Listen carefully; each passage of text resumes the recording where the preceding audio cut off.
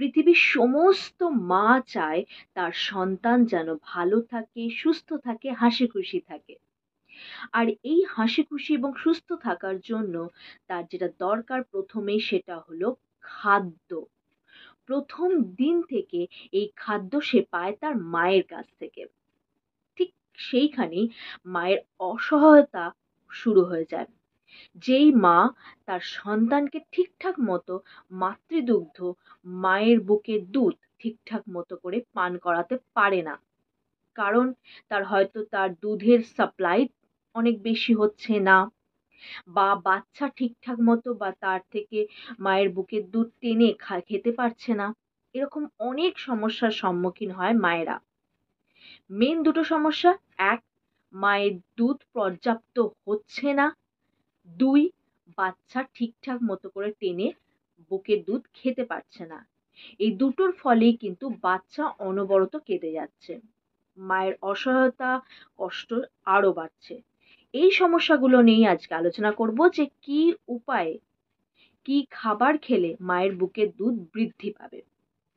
অনেক মা, ঠাকুমা, দিদিমা, বয়স্ক ব্যক্তিদের থেকে বা বিভিন্ন জায়গায় পড়ার মাধ্যমে, দেখার মাধ্যমে, ভিডিওর মাধ্যমে আমরা জানতে পারি যে কি কি খাবার খেলে মায়ের বুকের দুধ বৃদ্ধি পায়। কিন্তু খুব কমন কয়েকটা টিপস আমরা এড়িয়ে যাই, যেখান থেকে কিন্তু মায়ের বুকের দুধ বেশি পরিমাণে বৃদ্ধি পায়। খাবার থেকে কিন্তু অত বেশি মায়ের বুকের দুধ বৃদ্ধি পায় না, তার থেকে অনেক বেশি আমি যে টিপসগুলো তোমাদের বলবো সেইগুলো যদি ফলো করো তাহলে অনেক উপকার পাবে। সন্তানের প্রথম দিন থেকে মাতৃদুগ্ধের কোনো বিকল্প নেই। কোনো বাজার চলতি দুধ এর জায়গা নিতেই পারে না। অনেক বৈজ্ঞানিক গবেষণায় দেখা গেছে যেসব বাচ্চারা মাতৃদুগ্ধ খেয়ে বড় হয়েছে তারা কিন্তু অনেক বেশি ইমিউনিটি পাওয়ার স্ট্রং হয়েছে, অনেক বেশি রোগ প্রতিরোধক ক্ষমতা তৈরি হয়েছে তাদের মধ্যে। নিউমোনিয়া, ডায়রিয়া, এইরকম অনেক প্রাণঘাতী রোগের থেকে তারা অনেকটা বেঁচে থেকেছে। তাদের ব্রেন পাওয়ার, তাদের আইকিউ, তাদের সমস্ত রকম শক্তি অনেক বেশি হয়। সর্বোপরি মাতৃদুগ্ধ পান করালে মায়েরও অনেক শারীরিকভাবে ভালো হয়। মা আবার পুনরায় তার আগের অবস্থায় খুব তাড়াতাড়ি ফিরে যেতে পারে। জরায়ু ক্যান্সার, ব্রেস্ট ক্যান্সার, এরকম অনেক কিছু থেকে মাও মুক্তি পায়। এটা মা আর সন্তানের দুজনের জন্যই খুবই ভালো হয় এবং দুজনের মধ্যে সম্পর্কটাও খুব বেশি স্ট্রং হয়। কিন্তু যেখানে কোন মা চায় না যে তার সন্তানকে মাতৃদুগ্ধ পান করাবো না, এটার জন্য সে মরিয়া হয়ে থাকে। আর খুবই অসহায় লাগে যখন সেটা সে করতে পারে না। তার সন্তানকে সে সঠিকভাবে তার পেটটা ভরছে না এটা যখন দেখতে পায়, এটা তখন খুবই কষ্ট দেয় মাকে। কিছু কিছু টিপস আছে।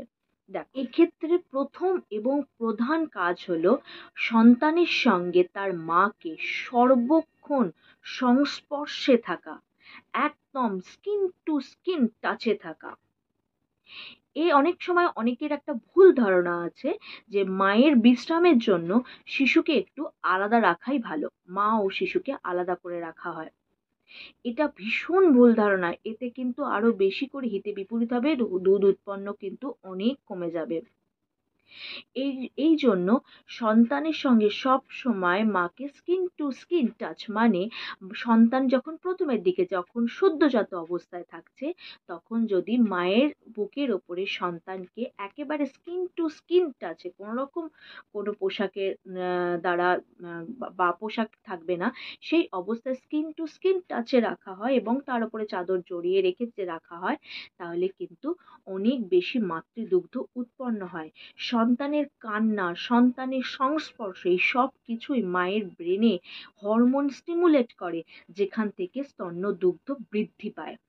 এই মায়ের সঙ্গে সর্বক্ষণ লেগে থাকা, সর্বক্ষণ সংস্পর্শে থাকা, এইটাকে বলে ক্যাঙ্গারু মাদার কেয়ার।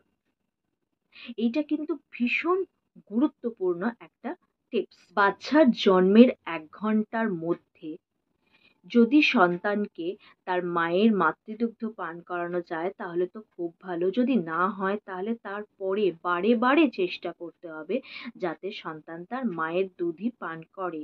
সন্তানের কিন্তু একটা সহজাত অভ্যেস থাকে যে সে ঠিক তার মায়ের স্তন্যদুগ্ধ খুঁজে নিতে পারে এবং পান করতে পারে। মাকেও কিন্তু এ ব্যাপারে নার্স বলো বা বিভিন্ন যারা সহায়ক আছেন তাদেরকে সাহায্য করতে হবে, কারণ সেও কিন্তু প্রথম এই অভিজ্ঞতার মধ্যে দিয়ে যাচ্ছে। এবার অনেকেরই মতে বলে যে স্তন্যদুগ্ধ পান করালে পরে সে আবার কিছুক্ষণের মধ্যেই কাঁদতে শুরু করে দিচ্ছে, তার মানে শুধুমাত্র ব্রেস্ট মিল্ক খেয়ে তার পেট ভরছে না, বাচ্চার পেট ভরছে না, সুতরাং তাকে ফর্মুলা মিল্ক খাওয়াও, মানে বাইরের দুধ, বাইরের যে কৌটোর দুধ সেগুলো খাওয়াও। কিন্তু একবার যদি এই প্যাকেটজাত দুধগুলো বা কৌটোর দুধগুলো বাচ্চাদেরকে খাওয়াতে শুরু করো এবং মাঝে মাঝে ব্রেস্ট ফিড করানো হয়, তাহলে কিন্তু আরো ব্রেস্ট মিল্ক কমে যাবে। যত বারে বারে খাওয়ানো হবে, বাচ্চা যত বারবার শাক করবে মায়ের ব্রেস্ট এবং ব্রেস্ট মিল্কের জন্য, তত কিন্তু আরো উৎপাদন বাড়বে। আর এই যে পেট না ভরার ব্যাপারটা, মাতৃদুগ্ধে 80% জল থাকে, তাই জন্য বাচ্চাকে মাতৃদুগ্ধ খেলে পরে জল খাওয়াতেও হয় না, জলের প্রয়োজনও হয় না, সে জল এবং খাবার দুটোই তার মাতৃদুগ্ধ থেকে পেয়ে যায়। এই জন্য যেহেতু বেশিরভাগটা জল, তাই হয়তো বাচ্চা 10 মিনিট খেলো, তার কিছুক্ষণ পরেই সে তার আবার কাঁদতে শুরু করলো, তার খিদে পেয়ে গেছে। খুব স্বাভাবিক, ছোট্ট পেট যত তাড়াতাড়ি ভরে তত তাড়াতাড়ি খালিও হয়ে যায়। তাই আবার তাকে মাতৃদুগ্ধ পান করাও।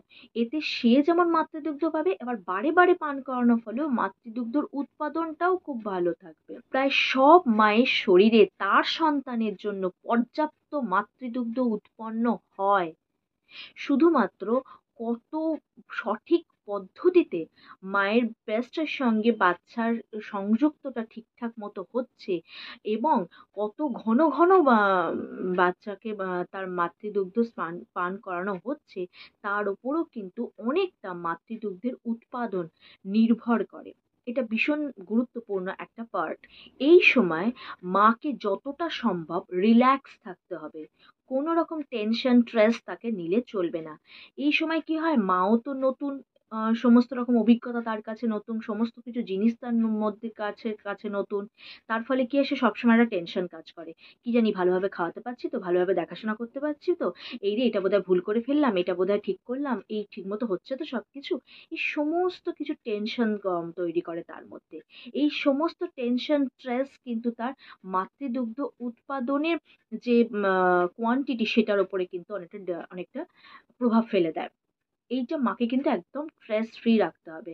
এই জন্য কিন্তু বাড়ির সমস্ত মেম্বারদের যখন হসপিটালে থাকবে তখন নার্সদের সেই সময় যারা থাকছেন সেই মুহূর্তে, তাদের ভূমিকাও কিন্তু অনস্বীকার্য। বাড়ির প্রতিটা মেম্বারেদের কিন্তু তাকে এই এই বলটা তাকে দিতেই হবে, এই মানসিক শক্তিটা তাকে দিতে হবে যে সমস্ত কিছু নর্মাল, সমস্ত কিছু সব ঠিক আছে, একদম ঠিক আছে, সে যেন রিল্যাক্স থাকে, তাকে একটু হাসি খুশি রাখতে হবে, ভালোভাবে রাখতে হবে। এইটাও কিন্তু মাতৃদুগ্ধের উৎপাদনের উপর ভীষণ গুরুত্বপূর্ণ প্রভাব বিস্তার করে। আর একটা খুব ইম্পর্টেন্ট বিষয়, মা যখন তার সন্তানকে দুধ পান করায়, তখন সে অনেক সময় রিল্যাক্স পজিশনে থাকে না।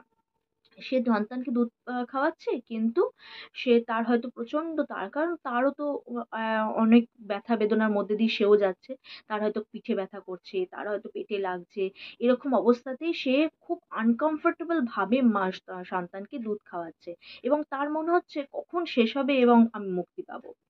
এই যে রিল্যাক্স, সে কমফোর্ট ফিল করছে না, ব্যথা বেদনায় কষ্ট পাচ্ছে, সেই অবস্থাতেও কিন্তু এই সমস্ত কিছু দুধের ওপর প্রভাব ফেলবে, উৎপাদনের উপর প্রভাব ফেলবে।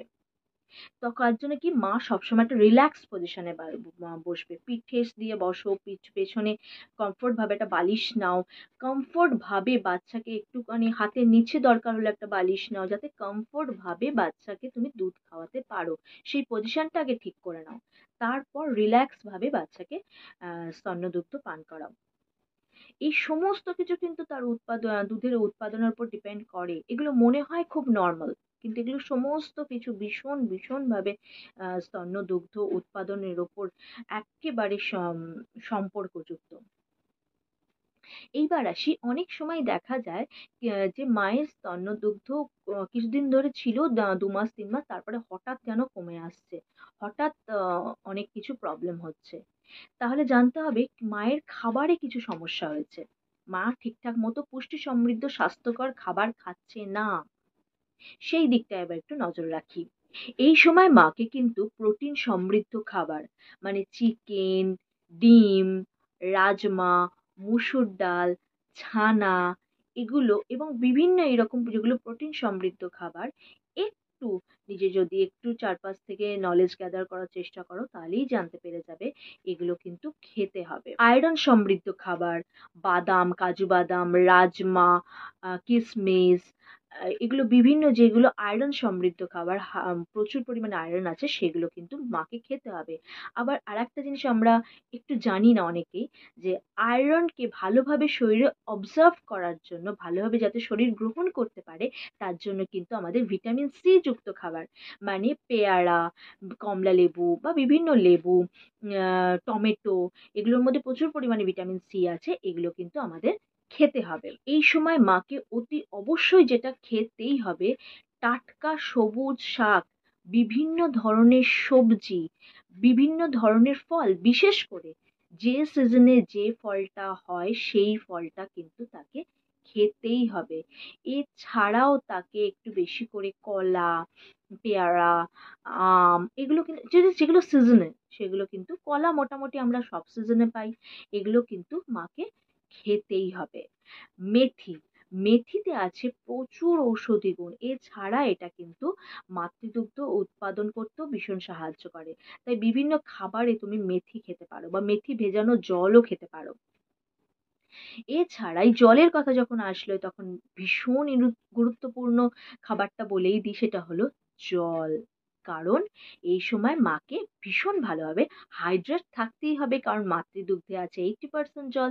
তাই তাকে হাইড্রেট যদি না থাকো তাহলে কিন্তু তোমারও ডিহাইড্রেশন হয়ে যাওয়ার সম্ভাবনা থাকে এবং মাতৃদুগ্ধর উৎপাদনও কিন্তু ভীষণ কমে যাবে। তাই এই সময় 6 থেকে 8 গ্লাস জল অবশ্যই অবশ্যই একটা মাকে খেতেই হবে। তখনই দেখবে মাতৃদুগ্ধ বেশ ভালো মতো সাপ্লাই হয়ে যাচ্ছে। যখন এর চেয়ে ভালো উপায় হচ্ছে, যখনই তুমি তোমার সন্তানকে দুধ খাওয়াবে, তার আগে নিজে 1 গ্লাস জল খেয়ে নাও, এবং খাওয়ানোর পরে তুমিও তারপরে আবার তুমিও 1 গ্লাস জল খেয়ে নাও। তাহলে কখনোই তোমার জলের যোগানটা কম হবে না। এছাড়াও বিভিন্ন তরল খাবার বেশি করে খেতে হবে। বিভিন্ন স্যুপ, স্টু, সবজির স্যুপ, চিকেনের স্টু, বিভিন্ন রকমের স্যুপ, স্টু কিন্তু তুমি এই সময় বেশি বেশি করে খাবে। তাহলে কিন্তু শরীরে জলের যোগানটা খুব ভালোভাবে থাকবে। বার্লি, বার্লি কিন্তু খুব ভালো ফাইবার সমৃদ্ধ একটা শস্য। এই বার্লি খেলে কিন্তু শরীরে আমাদের প্রোল্যাক্টিন সেরামের লেভেলটাকে এরা বাড়িয়ে দেয়, যেটা আমাদের মাতৃদুগ্ধ উৎপাদন বৃদ্ধিতে সাহায্য করে। তাই এই সময় অবশ্যই বার্লিও খেতে পারো। এই সময় স্যাচুরেটেড ফ্যাট জাতীয় খাবার, বাইরের খাবার, তেলে বিশেষ করে তেলে ভাজাভুজি খাবার, প্যাকেট জাতীয় খাবার, এগুলোর থেকে নিজেকে যতটা সম্ভব একদম এড়িয়ে চলতে পারলে তো ভীষণ ভালো। আর যতটা সম্ভব তুমি এড়িয়ে চলবে, তাহলে এইটা তোমার মাতৃদুগ্ধের উপর এফেক্ট ফেলবে না। আলটিমেটলি তো সন্তানের ভালোর জন্যই আমাদের এত কিছু। তাই তার মুখের দিকে চেয়ে, তার হাসি মুখটার দিকে চেয়ে কিছু কিছু জিনিস আমাদেরকে স্যাক্রিফাইস করতেই হয়, এবং সেটা আমরা মায়েরা বোধহয় খুব হাসি মুখে স্যাক্রিফাইস করতেই পারি। তাই জন্যই তো আমরা মা। ভালো থেকো, সুস্থ থেকো, খুব খুব হাসি খুশি থেকো তুমি তোমার সন্তান এবং পরিবারকে নিয়ে, সেই কামনাই করি। আর যে কথাগুলো বললাম, যে টিপসের কথা বললাম, সেগুলো ফলো করো, মন দিয়ে বোঝার চেষ্টা করো, এবং তাতে আমার মনে হয় তুমি তোমার যে মাতৃদুগ্ধ উৎপাদন কম হচ্ছে, সন্তানকে ঠিকঠাক মতো করে মাতৃদুগ্ধ পান করাতে পারছো না, বাচ্চা কাঁদছে বলে মনে হয়, সেগুলো থেকে মুক্তি পাবে। দেখা হচ্ছে আবার পরবর্তী ভিডিওতে।